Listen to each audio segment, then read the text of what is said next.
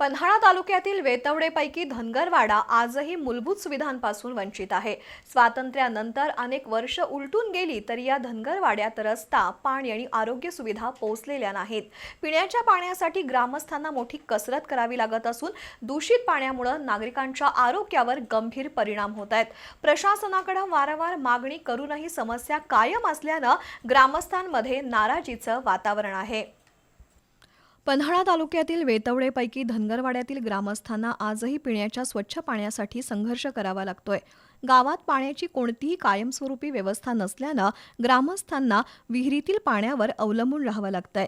मात्र हे पाणी दूषित असल्याने लहान मुलांसह नागरिकांच्या आरोग्याचा प्रश्न निर्माण झालाय।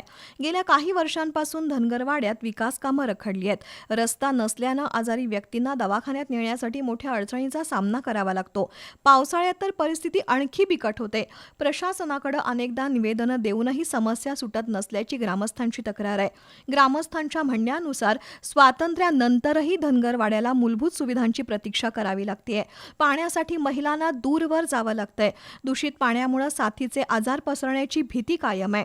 शासनाने तातडीने पाण्याची व्यवस्था, रस्ता आणि आरोग्य सुविधा उपलब्ध करून द्याव्यात अशी मागणी धनगरवाड्यातील नागरिकांनी केली आहे। विकासाच्या प्रवाहापासून दूर राहिलेल्या या गावाकडे प्रशासनाने लक्ष देण्याची गरज आहे।